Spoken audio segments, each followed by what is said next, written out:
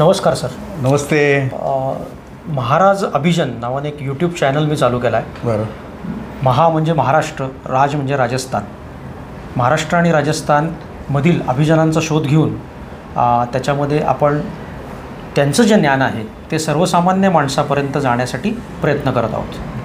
तर आज आपल्याला जे पाहुणे लाभलेले आहेत त्यांचं नाव रवींद्र गुर्जर. तर सरांचा मी थोडक्यात परिचय सर्वांना करून देतो. तर सर स्वतः लेखक आहेत, अनुवादक आहेत, प्रकाशक, अभिनेता, संपादक, सर्व वयांच्या लोकांशी मैत्री करणारा, प्रचंड जनसंपर्क असलेला आणि फक्त 80 वय असलेला एक तरुण आज आपल्या भेटीला आला आहे. त्यांचं स्वागत. सरांनी आत्तापर्यंत अनुवादित पुस्तकं केली. त्याची नावं जर आपण ऐकली तर आपल्याला त्यांचा आवाका लक्षात येईल. त्याच्यामध्ये पहिलं जे पुस्तक मी 25 वर्षापूर्वी वाचलेलं ते म्हणजे हेनरी शॉरियरचं पॅपिलॉन आणि त्याचा पुढचा भाग जो बँको, त्याच्यानंतर कोमा, 70 दिवस, द पेलिकन ब्रीफ, $1 गोष्ट आणि इतर कथा, सेकंड लेडी, झपाटलेला बदल, शुभमंगल सावधान, ताऱ्यांचे निमंत्रण, गॉडफादर इत्यादी. सरांचे अनेक ऑडिओ बुक्स देखील आहेत. त्याच्यामध्ये शॉर्ट स्टोरीज सरांच्या त्यांनी जगप्रसिद्ध जे काही भाषांतरित केलेले जे काही लघुकथा आहेत त्याचं देखील शॉर्ट स्टोरी आपल्याला ऐकता येतील. प्रचंड कामात असणारी व्यक्ती, झपाटल्यासारखं लेखन, वाचन, संपादन, अनुवाद, प्रवास, चर्चासत्र आणि मासिकातील लेख असं त्यांचं अष्टपैलू व्यक्तिमत्व आहे. त्यांचा फेसबुक आणि इतर सगळा मित्रपरिवार पण खूप मोठा आहे. तर अनुवादक या क्षेत्रामध्ये महाराष्ट्रभर जेवढे अनुवादक आहेत त्यांच्याशी ते परिचित आहेत.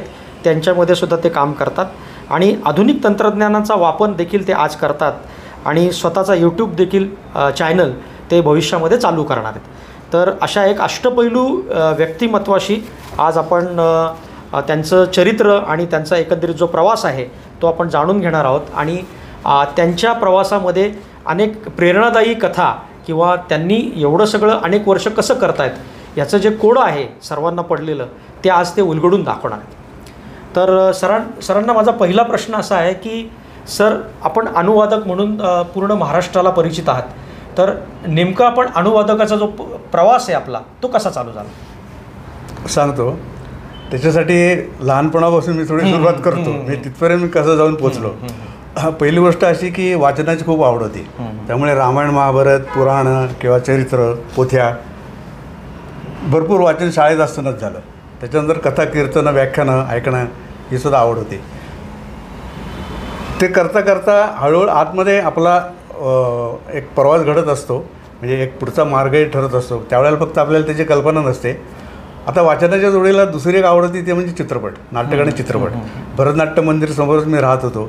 त्याच्यामुळे तिथे शेकडो नाटकं बघितली. संगीत नाटकं, इतर नाटकं, राज्य नाट्यस्पर्धा आणि अलका, विजय, प्रभात, भानुविलास ही थिएटर्स जवळ होती अगदीच. 5 आणे आणि 10 आणे सिनेमाचं तिकीट असायचं. प्रचंड पिक्चर बघितले. म्हणजे अगदी विनोदी चित्रपटापासून युद्धपट, त्याच्यानंतर सस्पेन्स आहे, हिचकॉकचे चित्रपट, भरपूर चित्रपट बघितले. तर एक उदाहरण मी नेहमी सांगतो की मी 6वीत होतो. मी 1956 सालची गोष्ट आहे. 10 वर्षाचा होतो. त्यावेळेला अलकाला रोमन हॉलिडे नावाचा एक सिनेमा लागला. त्याच्यामध्ये ऑड्री हेपबर्न आणि ग्रेगरी पेकने काम केलं होतं. ज्या रोमन हॉलिडेवरती पुढे नंतर चोरी चोरी, दिल है के मानता नाही हे चित्रपट ज्याच्यावरून निर्माण झाले तो सिनेमा मी बघितला आणि इतका म्हणजे भारावून प्रचंड गेलो. आणि तेव्हा असं वाटायला लागलं की या क्षेत्रात आपण काहीतरी करायला पाहिजे. दुर्दैवाने किंवा तो वियोग नव्हता म्हणून म्हणा, त्या क्षेत्रामध्ये मी काही म्हणजे आपण स्थिरस्थावर होऊ शकला नाही किंवा प्रवेश फार उशिरा केला त्या ह्याच्यामध्ये. पण लेखनाचं बीज त्याच्यामधनं घडलं. आता मी एक उदाहरण सांगतो की एक समजा मी एक 500 चित्रपट बघितले असतील. मी हे पहिलं पुस्तक व्हायच्या आधीचं मी सगळं सांगतो. जरूर. 500 चित्रपट समजा बघितले तर प्रत्येक चित्रपटामध्ये समजा 5 अशा व्यक्तिरेखा आहेत महत्त्वाच्या. पुष्कळ असतात, 10, 20, 50 असतात. त्या 5 व्यक्तिरेखा, त्यांचे स्वभाव, नंतर घटना ज्या काही घडतात चित्रपटामध्ये, त्याच्यामध्ये इतकी व्हरायटी असते आणि सुदैवाने म्हणजे स्मरणशक्ती एक देणगी मला लाभलेली आहे. त्याच्यामुळे मी त्यावेळेला बघितलेले चित्रपट जे आहेत ते सुद्धा अजूनही माझ्या लक्षात आहेत. त्यातला एखादा प्रसंग तुम्ही मला विचारला तर तुम्हाला मी ते डिटेल सांगू शकेन. तर असं असंख्य व्यक्तिरेखा चित्रपटाच्या द्वारे माझ्या बघण्यात आल्या, आधी वाचण्यात आल्या. त्याच्यामुळे ज्यावेळेला पॅपिलॉन हे पहिलं पुस्तक माझ्या वाचनामध्ये आलं तेव्हा मला असं वाटलं की हे पुस्तक जर का मराठीत आलं तर ते वाचक नक्की उचलून धरतील. काय आहे की लेखनामध्ये जर यश मिळवायचं असेल, अनुवाद तुम्ही करा किंवा स्वतंत्र लेखन असो, ते पुस्तक वाचक कसं उचलतील, किती त्याला प्रसिद्धी मिळू शकेल याचं भान लेखकाला, कल्पना लेखकाला आधी घ्यायला पाहिजे. ते आवश्यक आहे. मी आता इंग्रजी पुस्तकं आपण समजा वाचली तर हे पुस्तक आवडेल का नाही, त्यात काय थोडे काही काटछाट करणं आवश्यक आहे का, किंवा हे चालणार नाही, हे आपल्याला पहिल्यांदा कळलं पाहिजे. पॅपिलॉन वाचल्यानंतर माझ्या लक्षात आलं की अरे हे पुस्तक जर मराठीमध्ये आलं तर वाचक त्याच्या उड्या टाकतील, असं मला एक तेव्हा विश्वास वाटला. त्याच्यानंतर मग त्यावेळेला माणूस नावाचं साप्ताहिक होतं. तर साप्ताहिकाचे दिलीप माजगावकर म्हणून संपादक होते. तर त्यांना मी विचारलं की असं असं एक पुस्तक आहे. तर त्यामुळे ठीक आहे, तुम्ही मला काही करून दाखवा पानं. त्याप्रमाणे मी त्यावेळेला अक्षरशः 8-8, 10-10 तास बसून पहिल्यांदा एक 70 पानं अनुवाद केला पुस्तकाचा आणि त्यांना वाचायला दिलं. तर त्यांची अशी पद्धत होती, आपण वाचायला दिलं की 2 दिवस ते घ्यायचे आणि आमच्या घराच्या जवळच त्यांचं ऑफिस होतं. आम्ही राहत होतो भरतनाट्यवशी, नागनाथ परावशी त्यांचं ऑफिस होतं. त्यांनी 2 दिवसांनी सकाळी बोलवलं 9 वाजता. सकाळी मी 9ला गेलो. ते म्हणले तुम्हाला ग्रीन सिग्नल, अरे वा, तुम्ही अनुवाद पुढे सुरू करा. त्याप्रमाणे ते सुरू केलं. आणि ते जेव्हा हे मला म्हणाले तेव्हा मी म्हटलं की हा माझा आयुष्यातलं टर्निंग पॉईंट आहे. कारण मला लगेच पुढचं चित्रच दिसायला लागलं की हे पुस्तक आता बाजारात आलं. माझं सुदैव असं होतं की त्या काळातले जे कोण लेखक होते, अनेक जणांनी ते पुस्तक वाचलं असणार. पुस्तक चांगलं होतं यात काही शंका नाही, पण हे पुस्तक इतकं प्रसिद्ध होईल की ज्याच्यामुळे एखादी व्यक्ती लेखक म्हणून त्या क्षेत्रात उतरेल, हे त्याचं जे काही एक महत्त्व होतं, त्याची एक पॉवर होती, ती माझ्या सुदैवाने इतरांच्या लक्षात आले नाही. त्यामुळे ते म्हणजे माझ्या नशिबात ते पुस्तक असल्यामुळे माझ्याकडनं त्याचा अनुवाद झाला. तो क्रमशः माणूस म्हणून प्रसिद्ध झाला. आणि आणीबाणीचा काळ होता तो. 73 साली आणीबाणी जाहीर झाली. तर त्यावेळेला प्रत्येक नियतकालिक, प्रत्येक वृत्तपत्र होतं, त्यातले लेख हे सेन्सॉरसाठी द्यायला लागायचे. तर पॅपिलॉनचे चॅप्टर्ससुद्धा सेन्सॉरमध्ये येत होते. म्हणजे त्यांना असं वाटायचं, त्यांना पहिल्यांदा त्यांनी शंका काय व्यक्त केली की हे तुम्ही ते तुरुंगन, कैदीन हे ते लिहिताय वगैरे वगैरे, तर ते हे काही बरोबर नाही, ह्याच्यात बसत नाही म्हणले आणीबाणीच्या काळामध्ये. मग त्यांना समजून सांगायला लागलं की ती सत्यकथा आहे, घडलेली घटना आहे आणि त्याच्यातनं तो कसा बाहेर पडतो वगैरे त्याचं चरित्र आहे. तेव्हा ते त्यांना ते पटलं, कसं गाव येणं पण पटलं त्यांना. मग ते क्रमशः आलं. नंतर मग 5 ऑक्टोबर 1975ला त्याचे पहिले वृत्त प्रसिद्ध झाले. त्याचं प्रकाशन आळंदीच्या ज्ञानेश्वर महाराज समाधी मंदिरामध्ये पहिल्या प्रकाशन झालं. खूप छान कार्यक्रम झाला. तेव्हा रवींद्र पिंगे म्हणून जे प्रसिद्ध लेखक होते ते हजर होते, माजगावकर होतेच. आणि अशा रीतीने ते पुस्तक आलं आणि ते आलं, त्या लोकांनी खरोखर इतकं उचलून घेतलं की भराभरा प्रकाशकांनी मागणी सुरू केली. मग एका पाठोपाठ एक पुस्तकच येत गेली. आणि तो काळ असा होता की त्यावेळेला जास्त करून पत्रकार जे होते वर्तमानपत्रातले ते लेखन करायचे. म्हणजे राजकीय म्हणा, युद्ध म्हणा, चरित्र असं काम हे पत्रकार करायचे, पुस्तकाचा अनुवाद वगैरे करायचे. ललित लेखनाचे अनुवाद हे त्यावेळेपर्यंत फार झालेले नव्हते. हा अनुवाद आल्यानंतर आणि माझ्या जोडीला विजय देवधर होता, त्याच्यानंतर अशोक पाध्ये होता, 3-4 जण होते करणारे. पण हे पहिलं एक पुस्तक चांगलं मिळाल्यामुळे एका पाठोपाठ एक सगळी चांगली पुस्तकं मिळत गेली. बेस्ट सेलर जी आजही मानली जातात अशी पुस्तकं मला एका पाठोपाठ एक मिळत गेली. आणि मग त्या अनुवादाच्या क्षेत्रामध्ये म्हणजे तो काळ असा होता की आता आपण काय म्हणजे तेव्हा मी ग्रॅज्युएटसुद्धा झालो नव्हतो. ग्रॅज्युएटसुद्धा मी नंतर जस्ट म्हणजे BA झालो होतो आणि नोकरीच्या शोधात होतो. आपण कुठली नोकरी करायची या ह्याच्यात होतो. पण जसं हे सुदैव होतं पुस्तक मला मिळण्याचं, तसं मला नोकरी मिळाली नाही याला मी सुदैवच मानतो.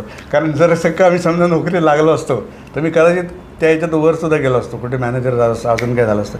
बँकेतली नोकरी त्या काळातली एक हे आकर्षणाचा विषय होता. 400 रुपये महिना पगार असायचा. 400 रुपये म्हणजे त्यावेळे फार मोठी रक्कम होती.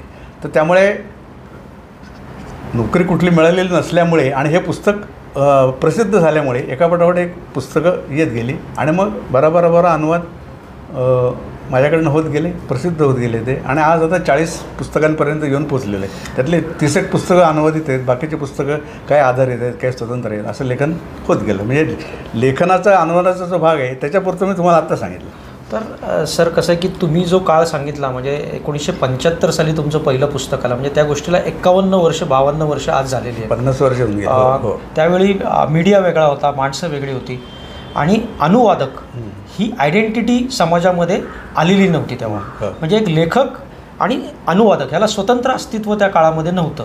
तर मी आता तुम्हाला पुढचा प्रश्न असा विचारेल की एक अनुवादक आणि एक स्वतंत्र लेखक या म्हणजे स्वतःचं स्वतंत्र कल्पनेतनं विश्व तयार करून लिहिलेलं पुस्तक आणि एका अनुवादकाने लिहिलेलं पुस्तक यामध्ये तुम्ही कसं बघाल सर? नाही, हा प्रश्न थोडा वेगळ्या रीतीने सांगायचा झाला तर अनुवादाला त्यावेळेला मान्यता होती का, किंवा लोक त्याला एक महत्त्व देत होते का, किंवा एक चांगलं काम तुम्ही केलं आहे साहित्य क्षेत्रामध्ये असं मानत होते का, असं आपण म्हणू. तर सुरुवातीचा काळ जो होता तर अनुवाद हा दुय्यम प्रकारचा मानला जात होता. हा एक स्टँडर्ड प्रश्न आहे जो सगळेच विचारतात, तर तो तुम्ही विचारला तर योग्यच आहे. तर सुरुवातीचा जो काळ होता त्या काळामध्ये जरी अनुवादाला दुय्यम मानलं जात होतं तरी हळूहळू पुढच्या 10 वर्षामध्ये ही एक तुम्ही पुस्तकं जर बघितली, आता हे पॅपिलॉन आहे, त्याचा पुढचा भाग बँको आला, मग 70 दिवस ही विमान अपघाताची एक कथा आहे, त्याच्यानंतर क्वांटिके नावाचं एक पुस्तक मी अनुवादित केलं ज्याच्यामध्ये एका वैज्ञानिकांनी एक अशी थेअरी मांडली होती की दक्षिण अमेरिकेमधनं एक 5000 मैल दूर असलेल्या बेटांवरती लोक गेले असावेत तराफ्यावर बसून किंवा हुडीत बसून, असा त्याने एक सिद्धांत मांडला. तर तो सिद्धांत काही मान्य झाला नाही, कारण दोन्ही ठिकाणच्या संस्कृतीमध्ये खूप साम्य होतं. तिकडच्या लोकांचे आचारविचार, सवयी किंवा मंदिराचं बांधकाम. तर ही त्याची थेअरी उपपत्ती सिद्ध करण्यासाठी त्यांनी स्वतः 3 मित्र घेतले एकत्र. त्यांनी जुन्या पद्धतीप्रमाणे त्यात जे वर्णन जुन्याकडे होतं तसं तराफा बांधला. तराफा बांधून एक 15-20 दिवस पुरेल एवढं खाद्यपदार्थ, पाणी मिळणे असं घेऊन स्वतः त्यांनी तो प्रवास केला 5000 मैलाचा. आता ही सत्यकथा आहे. क्वांटिके नावाचं पुस्तक आहे, त्याच्या 1 कोटीपर्यंत खपल्या. मग त्याने दुसरं पण असंच एक मोहीम काढली, ते सुद्धा खूप खपलं. तर ही जी पुस्तकं आहेत किंवा हे जे कथानक आहेत, आता गॉडफादर घ्या, कोमा घ्या, पेलिकन ब्रीफ घ्या, ही त्या विषयामधली एक वैद्यकीय आहे, सेकंड लेडी आहे. तर ती वकिली बॅकग्राऊंड असो, मेडिकल बॅकग्राऊंड असो, या सगळ्या ह्याच्यातले मास्टरपीसेस आहेत. ही कथानकं इतकी उत्कृष्ट होती की पुढे असं झालं की ग्रंथालयांमध्ये फक्त अनुवादच पहिले तुमचे अनुवाद आहेत का, नवीन काय आलं आहे का, ही विचारणा सुरू झाली. आणि मग ते दुय्यम जे स्थान होतं ते दुय्यम स्थान हे हळूहळू 90 सालाच्या नंतर हे निघून गेलं. आता असं आहे की जे समीक्षक आहेत पुस्तकांचे किंवा आपण काही लेखक म्हणू, त्यांच्या मनामध्ये आतमध्ये अजून एक असेल कुठेतरी. पण मी जर उद्या प्रकाशकांना म्हणालो की बा मी एक स्वतंत्र पुस्तक लिहिले 400 पानी, तर ते माझं पुस्तक छापण्यापेक्षा ते म्हणते नाही तुम्ही आम्हाला अनुवादच द्या, कारण अनुवादक म्हणूनच नाव असल्यामुळे. पण सर तो मला असं वाटतं की तो आत्ताच्या काळामधला दूत आहे. म्हणजे दोन संस्कृतींना जोडणारा आणि दोन विश्वांना जोडणारा. कारण कसं आहे की नाही म्हटलं तरी त्या काळातली साधनं जर बघितली तर एक अनुवादकच असा आहे की जो तिकडची संस्कृती काय आहे, तिकडं काय चाललेलं आहे, विविध भाषांमध्ये जे लिहिलं गेलं ते आपल्या सामान्य जनतेपर्यंत तुम्ही पोचू शकला. आणि ती जी नावं आहेत ती जगप्रसिद्ध नॉवेल्स किंवा जगप्रसिद्ध अशी चरित्र आहेत त्याच्याविषयी तुम्ही लिहिलेलं आहे. तर माझा पुढचा प्रश्न आपल्याला असा आहे की आपण प्रकाशन व्यवसायाकडे पण वळला, त्याच्यामागचं नेमकं काय कारण होतं, त्याची एक स्टोरी लोकांना सांगा. त्याचं कारण असं आहे की अनुवाद तर मी करत होतो. जास्त करून नोकरी मी फार केलीच नाही कुठे. एक जास्तीत जास्त नोकरी मी केलेली म्हणजे मी 8 वर्ष डेक्कन कॉलेजच्या आर्किओलॉजी डिपार्टमेंटमध्ये काम करत होतो. तो सगळ्यात उत्कृष्ट आनंदाचा काळ होता माझा अतिशय, कारण तेव्हा उत्खननात भाग घेत आला, नंतर अनेक कॉन्फरन्सेस अटेंड केल्या, जगातले मोठमोठे पुरातत्वज्ञ भेटायला मिळाले. ते जर सोडलं तर बाकी म्हणजे 6 महिने 1 वर्ष अशा नोकऱ्या होत्या. अनुवाद चालू होते. पण कसं असतं की ज्याला नित्य नवीन काहीतरी करायची इच्छा आहे तो एका कामामध्ये जास्त काळ रमत नाही. म्हणजे एक चरितार्थाचं साधन म्हणून ते एक क्षेत्र होतं अनुवाद, ते तर मी करत होतो. जसे लोक नोकरी करतात तसं मी ते करतच होतो, आनंदाने करत होतो. पण काहीतरी नवीन आपण करायला पाहिजे, लोकांना द्यायला पाहिजे असा विचार एका बाजूने आतून डोक्यात चालूच असतो. त्या ह्याच्यामध्ये माझी सौभाग्यवती जी आहे ती संस्कृत क्षेत्रातली, माझ्या सासरे संस्कृतचे फार मोठे विद्वान होते. मग तेव्हा मी असा विचार केला की हे अभिजात जे प्राचीन वाङ्मय आहे तर त्याचा परिचय लोकांना करून द्यावा, किंवा आपली स्वतःची पुस्तकं काही आहेत ती आपण स्वतःच जर काढली तर थोडंफार आपलं आर्थिकदृष्ट्याही चांगलं होईल आणि ते एक आनंदाचं काम होईल ते, असा विचार करून मग 78 साली गायत्री साहित्य नावाचं प्रकाशन आम्ही सुरू केलं. आता 22 आणि 25 47 वर्ष झाली. या काळामध्ये साधारण आम्ही 200 पुस्तकं प्रकाशित, म्हणजे फार मोठं प्रकाशन आहे असं नाही, पण 200 पुस्तकं काढली. त्याच्यात संस्कृत वाङ्मय, त्याचं मराठी अनुवाद, त्याच्यानंतर काही कथा कादंबऱ्या, चरित्र आहेत काही, आणि संस्कृत एक वार्षिक आम्ही अंक काढतो. सगळा संपूर्ण अंक म्हणजे पुस्तकच म्हणून आपण, त्यात सगळे संस्कृतमध्ये लेख असतात. समर्पणम या नावाने गेली 20 वर्ष मिसेस काढते, ते काम चालू आहे आमचं. इतर एक नामांकित पुस्तकं आम्ही संस्कृतमध्ये 4-5 करून घेतली. तर ते ह्याच्या जोडीला मग तो ॲडिशनल म्हणून प्रकाशनाकडे वळलो, असं झालं. तर आता 5 नोव्हेंबर 2023 हा विशेष दिवस आहे, तर त्याविषयी आणि त्याची पुढची परंपरा जी आपण अनुवादकांच्याबद्दल जी केली ते त्याबद्दल थोडंसं सांगा. हां, आता हे लेखन तर चालू होतं. त्याच्यानंतर मग मी असा विचार केला, एक आधी पहिली एक गोष्ट सांगतो की ज्या क्षेत्रामध्ये आपण काम केलं, थोडा अनुभव आपल्याला मिळाला, तो लोकांपर्यंत पोचावा, की ज्यांना लेखन क्षेत्रात उतरायचे, अनुवादाच्या क्षेत्रात उतरायचे, तर अशा लोकांना एक प्राथमिक त्याचं ज्ञान तरी द्यावं, असा एक माझा विचार आला. आणि मी ठरवलं की आपण कमीत कमी 500 लोकांना महाराष्ट्रामध्ये अनुवादाचं प्राथमिक ज्ञान आपण द्यायला पाहिजे, एक वर्ग करायला पाहिजे. त्या ह्याच्यामधनं सुरुवात केली. मी एक ऑनलाईन पद्धतीने करत होतो. त्याच्यानंतर 3-4 ठिकाणी संस्थांच्या मार्फत वगैरेसुद्धा, कुठे 50 जणं, कुठे महाराष्ट्र साहित्य परिषदेने एकदा कार्यक्रम आयोजित केला होता, त्याला 150 लोक हजर होते. तर त्याच्यामुळे साधारणपणे 3 ते 4 वर्षाच्या काळामध्ये 500 जणं तर कधीच होऊन गेली. म्हणजे तो एक भाग झाला की बा आपल्याला जे येते जे आपणाचे ठावे ते इतरांना शिकवावे, जे आपल्या परीने म्हणजे आपल्या कुवतीप्रमाणे. तर ते काम मग मी केलं. नंतर मग काय झालं की आता 75 सालपासून आपण आता पुढचे एक 50 वर्ष धरू, 50 वर्ष आहेत. ह्या काळामध्ये पहिल्यांदा अनुवादकांची संख्या एक 10-15 असेल, ललित पुस्तकं करणारी संख्या ती वाढत आज 200पर्यंत जाऊन पोचलेली आहे. तर पुढचा मग एक विचार असा आला की आपण या अनुवादकांना आपण एकत्र करू, कारण काही काही गोष्टी असतात, काही प्रश्न असतात, तर ते आपण एकत्रितपणे सोडवू शकतो. या विचारामधनं व्हॉट्सअपचा एक ग्रुप मी सुरू केला. अनुवादक मंच, अनुवादक संमेलन असं त्याला पहिलं नाव दिलं होतं. तर तो उघडल्यावर त्याला प्रतिसाद इतका उत्कृष्ट मिळाला की 1 महिन्याच्या 100 अनुवादक त्याच्यामध्ये समाविष्ट झाले. आता तो आकडा साधारण 140पर्यंत जाऊन पोचलेला आहे. मग त्याच्यानंतर मग असा एक विचार निघाला की आपण एखादं त्रैमासिक काढावं का, किंवा एखादं संमेलन घ्यायचं का. मग त्या दृष्टीने विचार केला आणि 5 नोव्हेंबर तुम्ही 23 जे म्हटलात, तर पुण्याचे जे पुणे मराठी ग्रंथालय आहे, तर त्यांचा एक छान हॉल आहे, सुंदर हॉल आहे. तर ते संमेलन मी जाहीर केलं. आणि मग त्याला फक्त जो चहा पाण्या जेवण खाण्याचा किरकोळ खर्च 100 रुपये फक्त प्रत्येकाकडनं घ्यायचं असं ठरवलं.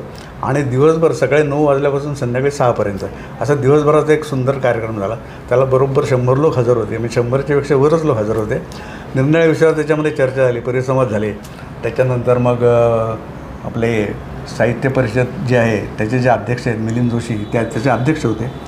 आणि दिवसभराचा कार्यक्रम सुंदर झाला. एकमेकांची देवाणघेवाण, ओळख झाली, कोणाचं काय काम चाललं आहे हे सांगून झालं. आणि काही थोडे सत्कार्य झाले. त्यावेळेला मग आपले कोल्हापूरचे जे अनिल मेहता आहेत, मेहता पब्लिशिंग हाऊस, ते बघत होते. आता मेहता बुक सेलर्स म्हणून त्यांचं दुकान आहे.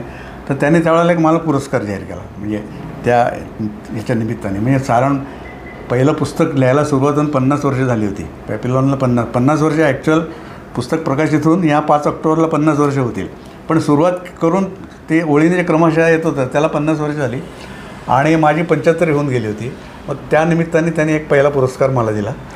मग ते संमेलन यशस्वी झालं. त्याच्यानंतर मग त्याच्यामधनं आधी संमेलनाबद्दल सांगतो, मग त्यातून काय काय निर्माण झालं ते सांगतो. मग त्याच्यानंतर काय झालं की आता संमेलन जसं अखिल भारतीय मराठी साहित्य संमेलन दरवर्षी होतं, तसं हे दरवर्षी घ्यायचं अशी मुळात कल्पना नव्हती. पण ते आपोआपच एकातून एक जसं निर्माण होतं, तसं मे महिन्यामध्ये 24च्या मे महिन्यात 5 मेला दुसरं संमेलन.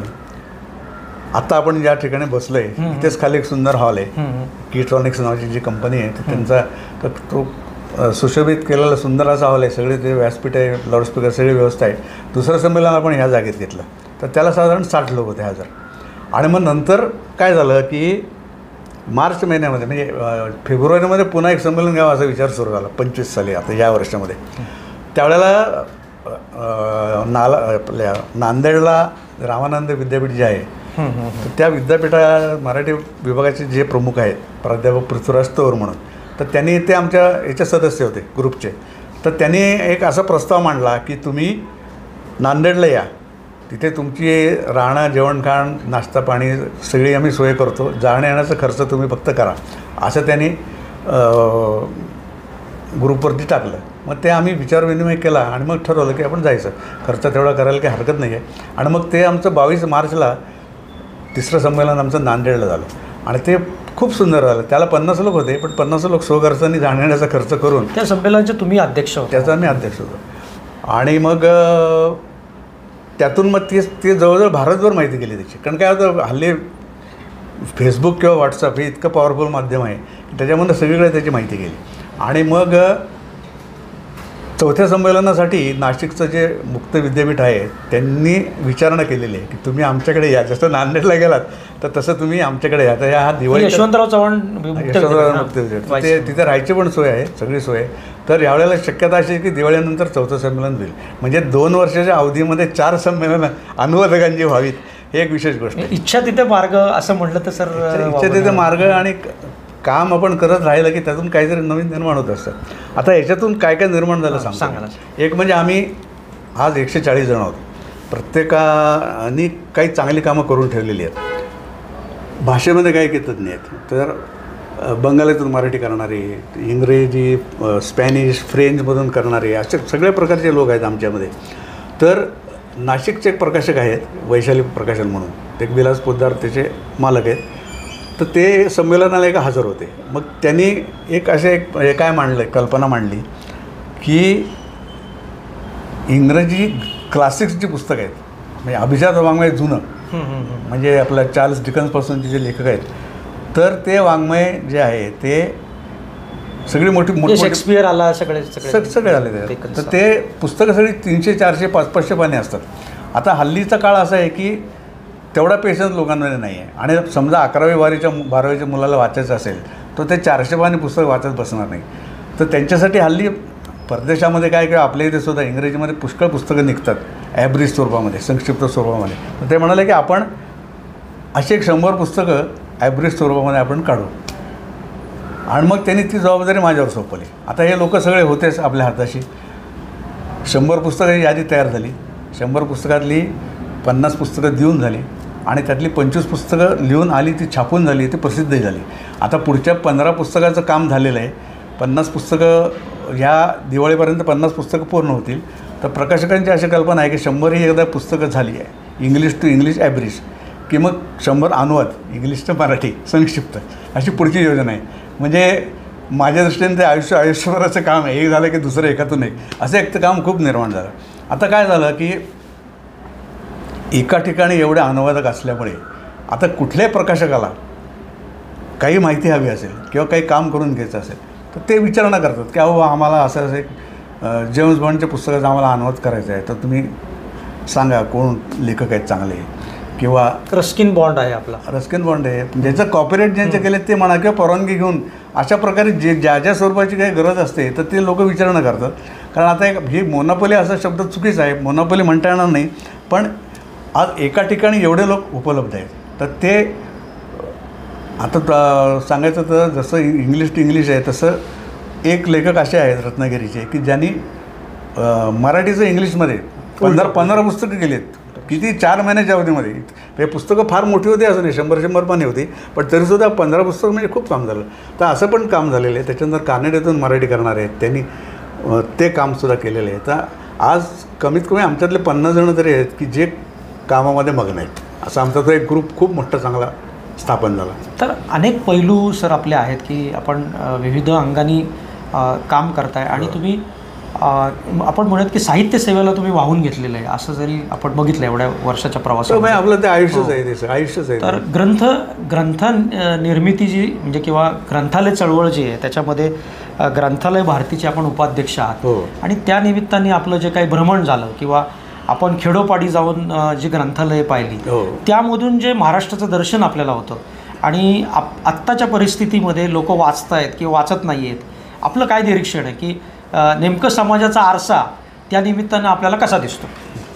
आता काय आहे की 1906 साली ग्रंथालय भारती ही संस्था आहे, त्याचं मुख्य कार्यालय नागपूरला आहे. तर त्यांच्याशी माझा संपर्क आला आणि 6पासून मी आता गेले जवळजवळ 20 वर्ष त्यांच्याबरोबर मी आहे, काम करत आलो.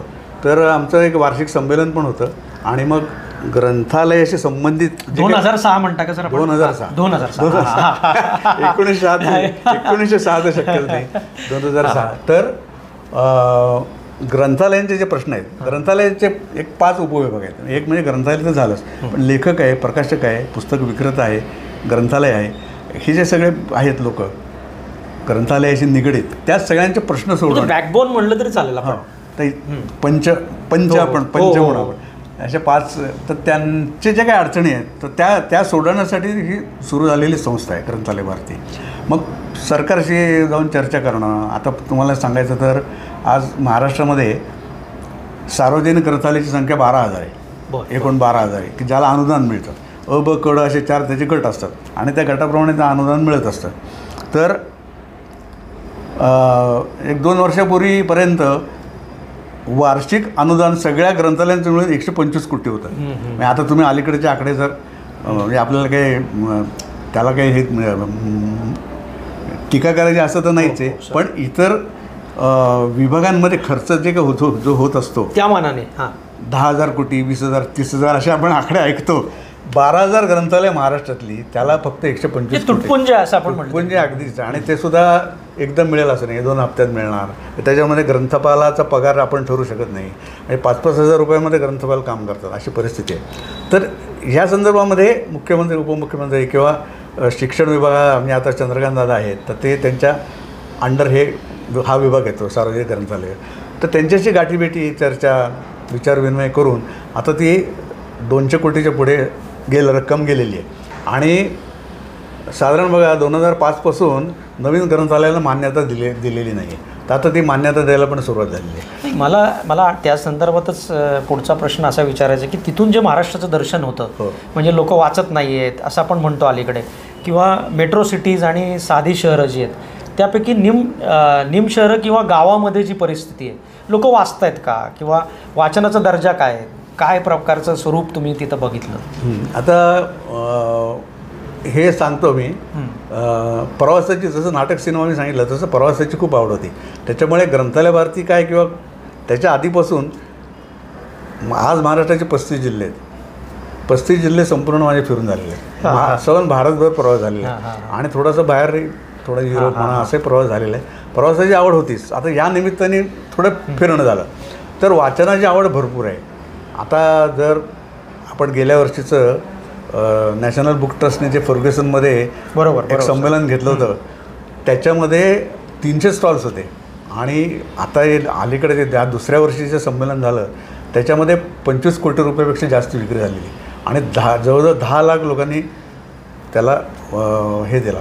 म्हणजे अगदी एकीकडे संख्या वाढलेली तर दिसते, वाचन वेगही वाढला आहे, खपही वाढला. तर गावागावामध्ये वाचनाची आवड आहे. फक्त काय झालं आहे की ललित पुस्तकं विक्री करणाऱ्यांची जी संख्या आहे, पुस्तकांची दुकानं, ही फार मोजकी आहे. म्हणजे तुम्हाला आश्चर्य वाटेल की सगळ्या महाराष्ट्रात मिळून 50 सुद्धा दुकानं नाही आहेत की जी कथा कादंबरी विकतात. शालेय पुस्तकं विकणारे, धार्मिक पोथ्या विकणारे तुम्हाला 1000 लोक मिळतील, पण ललित पुस्तकं विकणारे लोक फार कमी आहेत. तर त्यामुळे तिथपर्यंत पोचत नाही. त्यामुळे ही संमेलनं किंवा ग्रंथ प्रदर्शनं बाहेर जेव्हा भरतात तेव्हा त्याला प्रचंड प्रतिसाद मिळतो.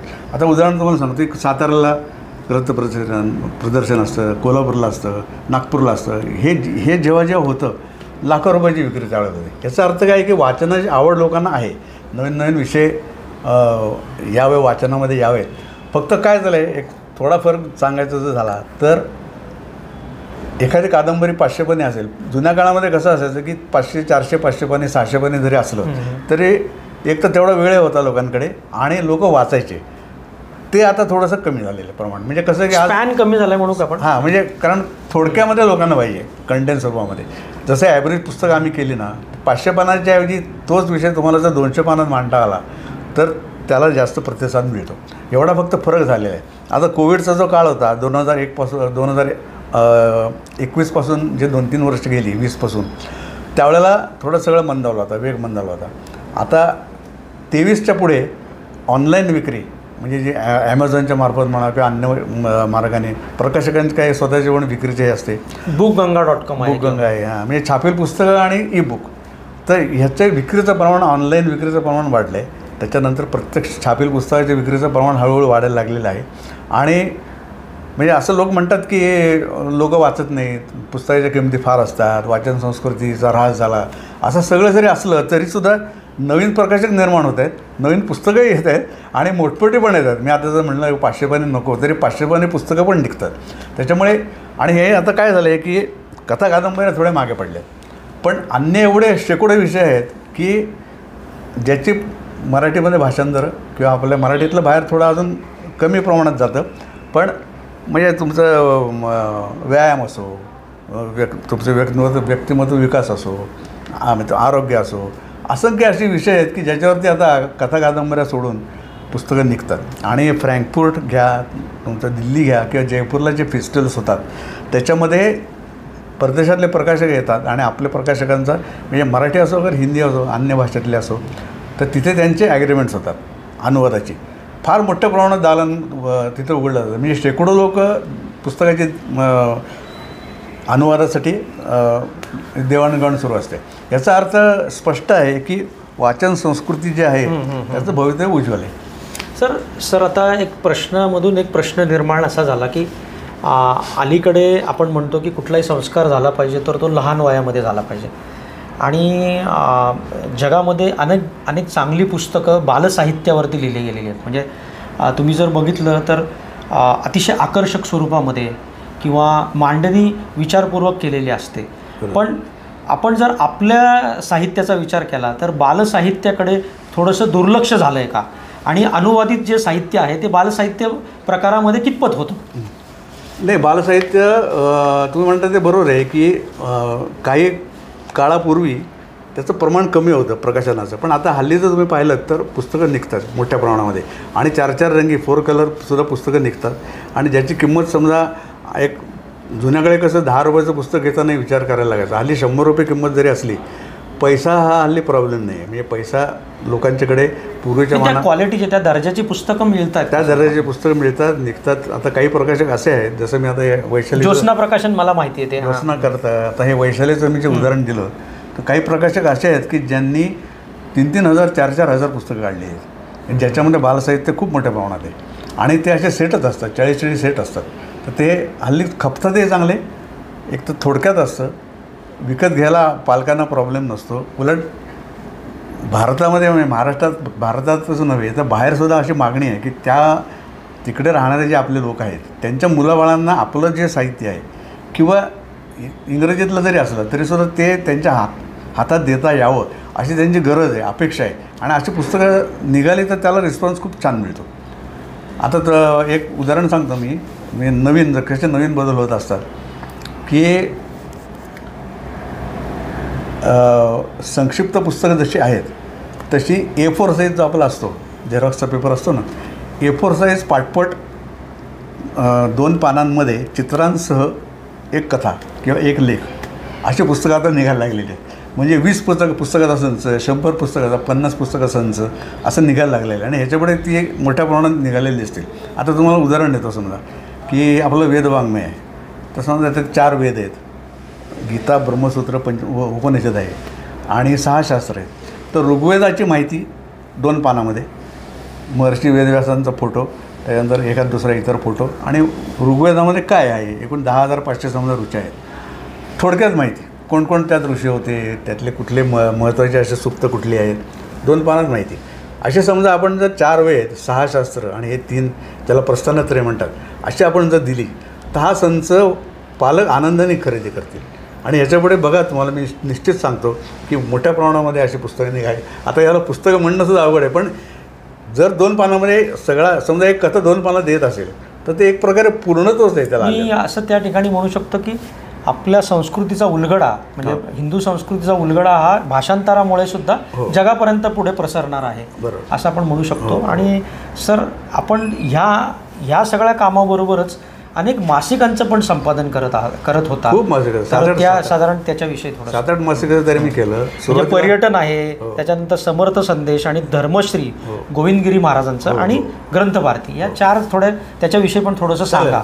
माझा तो जयंत जोशी नावाचा मित्र आहे माझा, तर तो प्रवासी डायरी काढायचा आणि इंग्लिशमध्ये टुरिस्ट डायरी.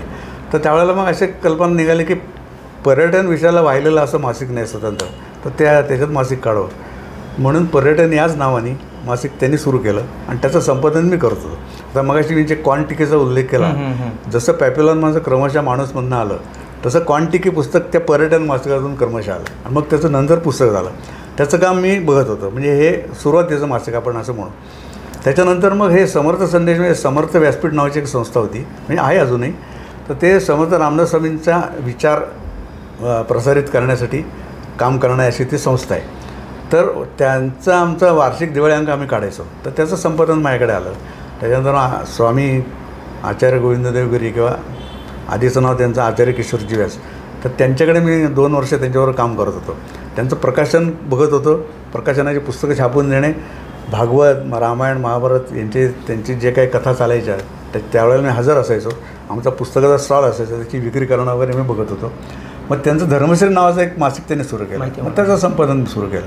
आता त्याच्या आधी पर्यटनच्या आधीसुद्धा 1973 ते 75 मी आयुर्वेद रसशाळेत काम करत होतो 2 वर्ष. अनेक ज्या नोकऱ्या केल्या त्या 2 वर्ष मी त्या रसशाळेमध्ये होतो.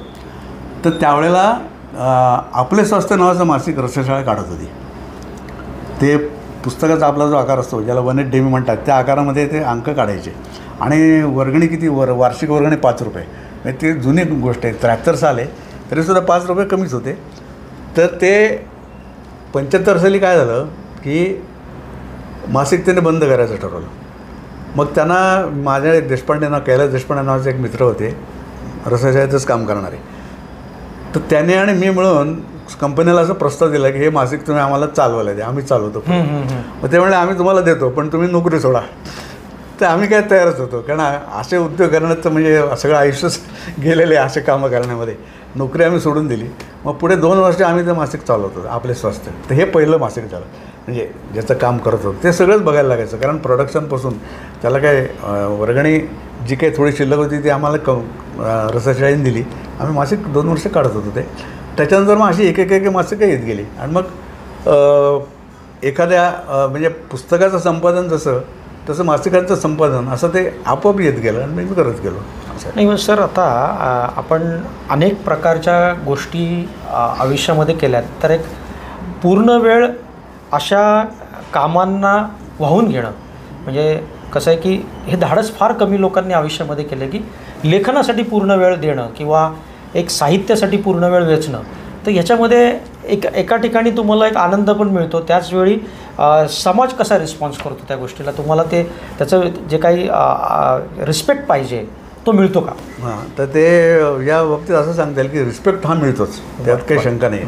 फक्त काय असतं, सगळ्यात महत्त्वाचा प्रश्न काय असतो की तुमचं उत्पन्न काय आहे, त्या रिटर्न्स त्या पद्धतीने तुम्हाला पैसे काय किती मिळतात. तर इथे जेव्हा मी पॅप्युलॉन पहिलं लिहिलं तेव्हापासून ते आजपर्यंत ह्याचे पैसे मला किती देणार असा प्रश्न मी विचारत नाही प्रकाशकाला. कारण तुमचं काम जर चांगलं असेल तर त्याला जे योग्य ते पैसे थोडेसे कमी मिळतात असं समजा. म्हणजे जसे एक 50,000 रुपये पगाराच्या नोकरी असते तसं नियमित उत्पन्न ह्याच्यात होणार नाही. पण सातत्याने काम करत राहिलो, आज 52 वर्ष मी या क्षेत्रामध्ये आहे, तर त्या ह्याच्यामध्ये कसं आहे कुठे ना कुठे ते कॉम्पेन्सेशन होत असतं. आणि तुम्हाला जर गंमत सांगायची झाली तर आज मी जे मला सांगायला थोडा संकोच वाटतो आणि आनंदही होतो की 40 पुस्तकं म्हणजे आत्तापर्यंत झाली. तर माझे वाचक किती असतील महाराष्ट्रामध्ये, मध्ये मी एक सर्वे केला होता छोटासा.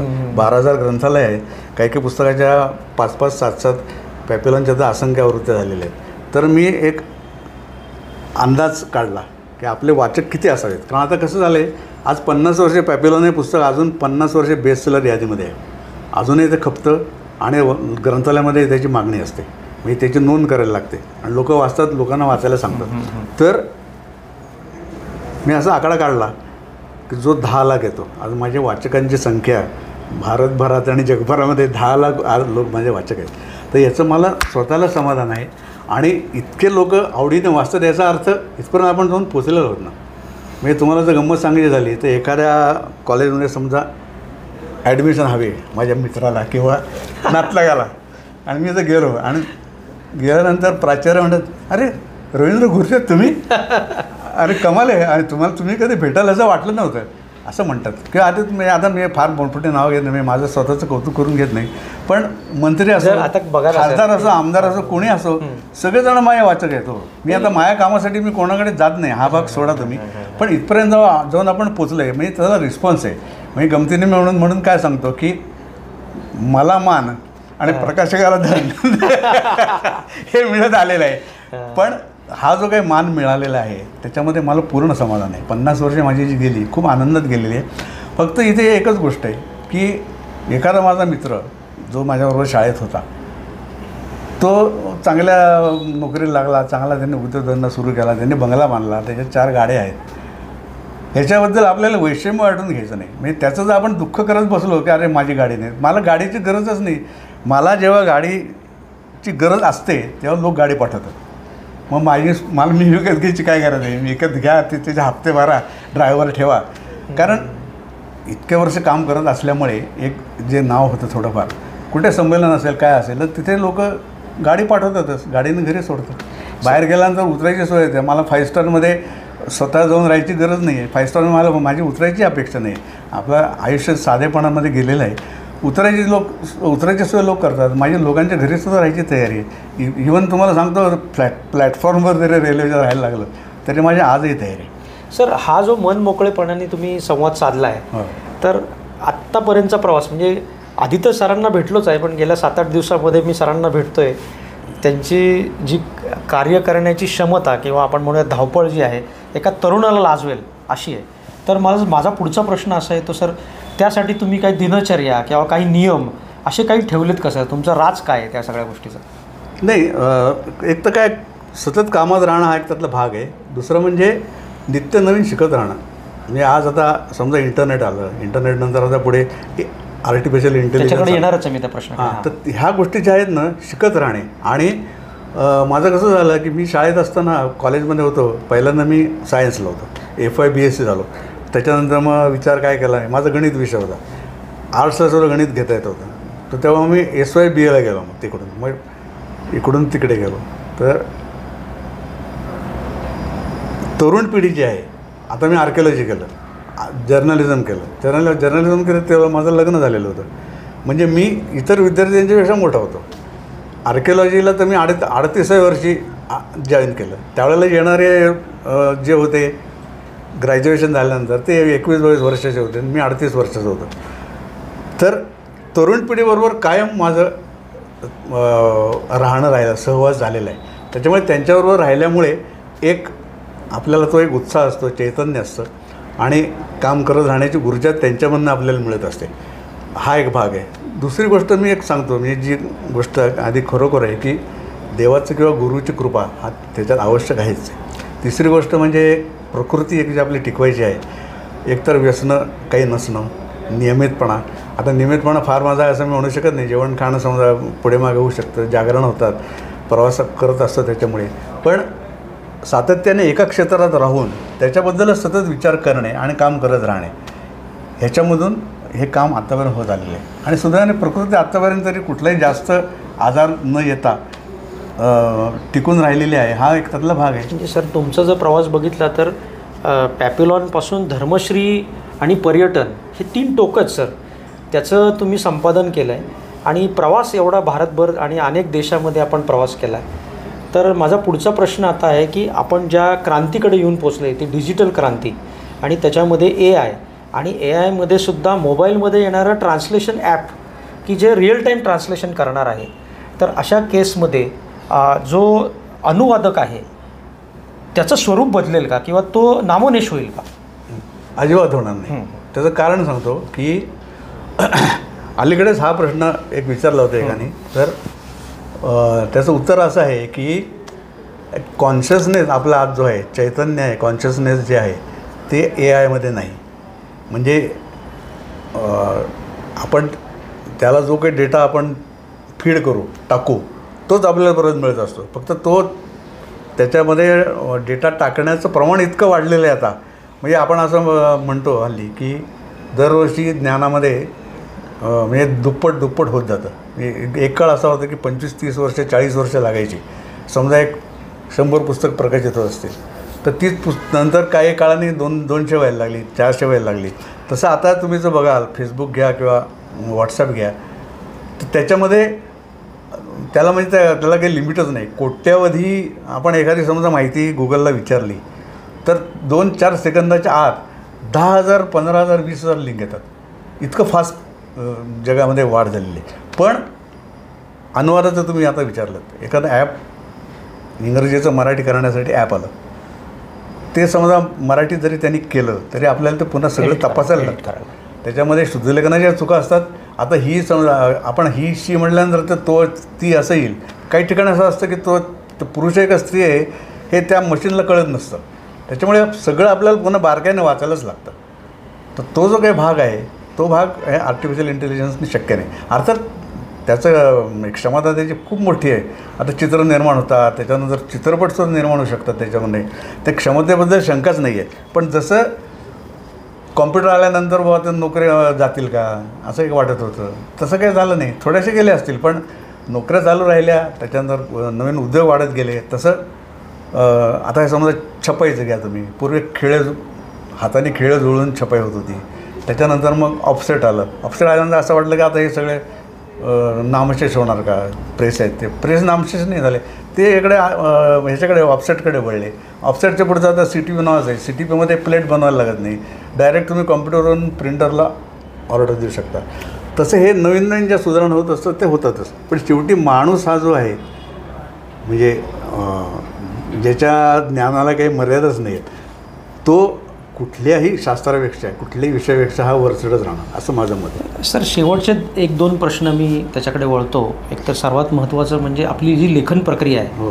म्हणजे कुठलंही पुस्तक आपण निवडलं की त्याचं जे भाषांतर करायचं आहे त्याचं ते रँडमली तुम्ही करता का त्याचं काय डिक्शनरी घेऊन समोर बसता किंवा तुम्ही रीराईट करता किंवा 1 स्ट्रोकमध्ये करता, कसं सर त्याचं नेमकी प्रोसेस काय? एकदा पुस्तक मी वाचलं की तो विषय आपल्या पूर्णपणे डोक्यात येतो. आता कथानकामध्ये 2 भाग आहेत. एक तर सत्यकथा असतात, चरित्र असतं, आत्मचरित्र असतं किंवा काल्पनिक असतं.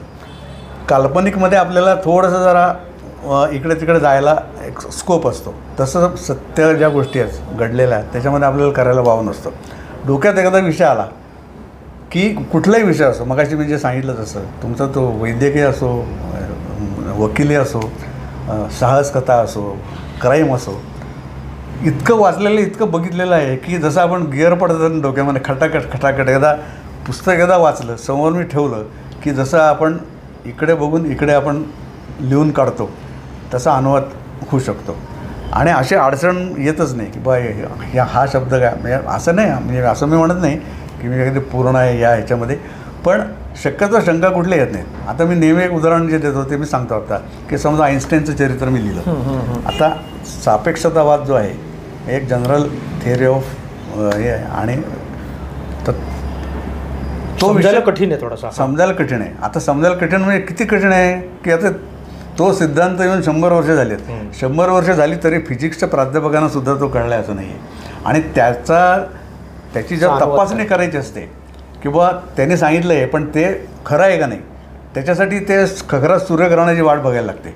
त्यावेळेला मग ते एक अरे हो यांनी सांगितलं हे खरं आहे बरं का. किंवा न्यूटनचे काही नियम जे आहेत त्याला मर्यादित असं तो म्हणला होता. ते आधी लोकांना मान्य नव्हतं. आता आईन्स्टाईनवर लिहिताना त्याच्यात सापेक्षतावाद येणारच. तो अशा रीतीने आपल्याला लिहिता यायला पाहिजे की वाचकाला कळलं पाहिजे. म्हणजे एक तर तो मूळ थिअरीशी जवळ असायला पाहिजे. त्याच्यानंतर लोकांना कळेल या भाषेत पाहिजे. आणि पुन्हा चूक असतं का म्हणे हा ह्याच्या सगळं बघायचं आहे. तर अशा वेळेला एखाद वेळेला शंका आली तर आपण विचारू शकतो. पण शंका सहसा येतच नाही. कारण ते एक असं काय म्हणून एक डोकंच असं तयार झालेलं आहे वाचनामुळे आणि निरीक्षणामुळे बघितल्यामुळे. नाटक सिनेमे इतके आपण बघत असतो, पुस्तक वाचत असतो.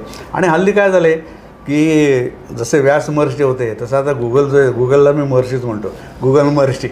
तुम्ही कुठलाही त्याला प्रश्न विचारले की तात्काळ उत्तर आहे.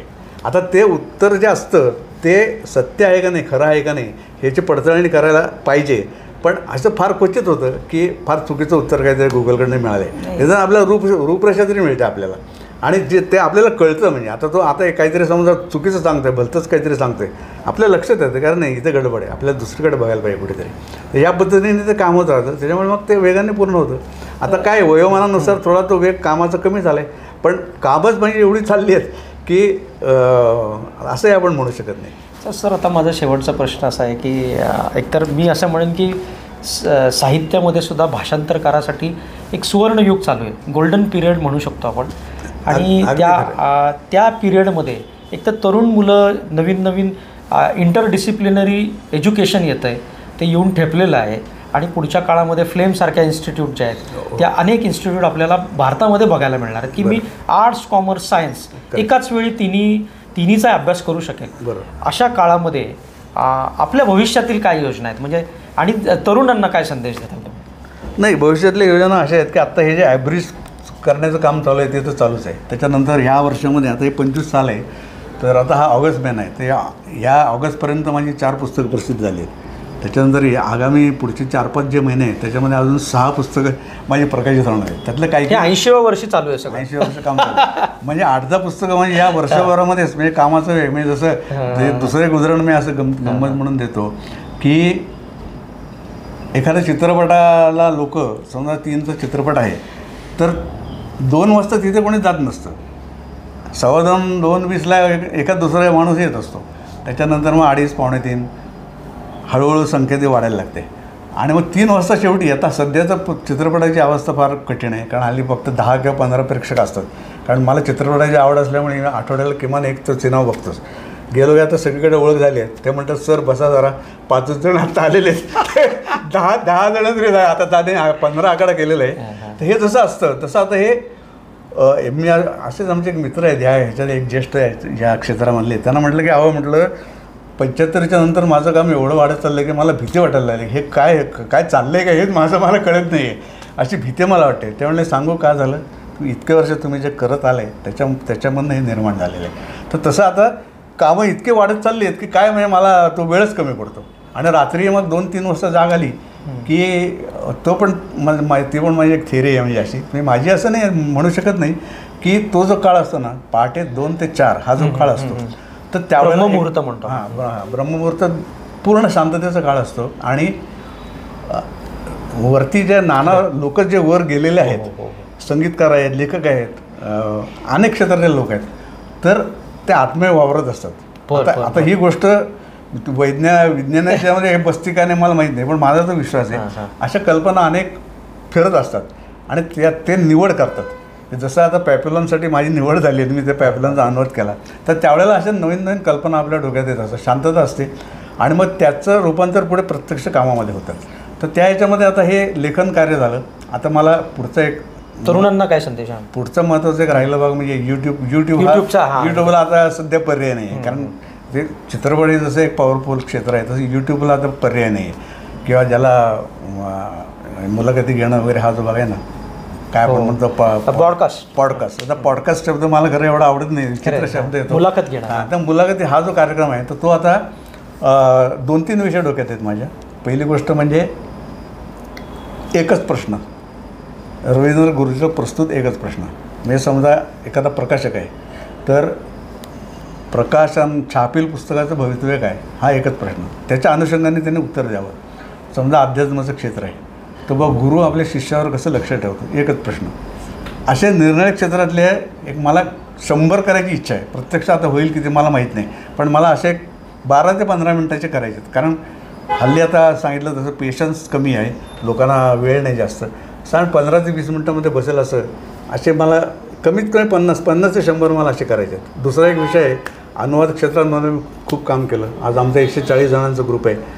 अनुवाद तंत्र आणि मंत्र याच्यामध्ये मला एक 50 व्हिडिओ बनवायचे आहेत. आता समजा जसं मगाशी सांगितलं ऋग्वेद यजुर्वेद आहेत, आपलं प्राचीन जे वाङ्मय आहे अभिजात वाङ्मय त्याची ओळख करून देणं हा एक भाग आहे. म्हणजे यूट्यूब हा एक भाग झाला. त्याच्यानंतर संकल्प खूप आहेत, जो मला सांगितलं सर रात्री कल्पना खूप येत असतात, टिळक मागे एकदा म्हणले होते की दिडकीची भांग जर घेतली तर तुम्हाला 100 कल्पना सुचतात, पण त्या कल्पना प्रत्यक्षात आणण्याला महत्त्व आहे. तर त्या मी प्रयत्न करतो प्रत्यक्षात आणण्याचा. पुढचा एक विचार असा आहे की गुरुकुल ही जी संकल्पना आहे, आपल्या भारतामध्ये ब्रिटिश येण्यापूर्वी गावागावात गुरुकुल होती. आणि आता हे जातीभेद आणि हा प्रकार सध्या जे खूप ज्याला वाईट स्वरूप प्राप्त झाले, तसं त्यावेळी नव्हतं. सगळ्या जाती धर्माचे लोक गुरुकुलामध्ये जाऊन शिकत होते, पण ती पद्धतशीरपणे ब्रिटिशांनी ते नष्ट केली. गावागावामध्ये शेकडो हजारो गुरुकुलं होती. आता परत नव्याने गुरुकुलं निर्माण झाली. तुम्ही जर बघाल गावोगाव सगळीकडे गुरुकुल होत आहे.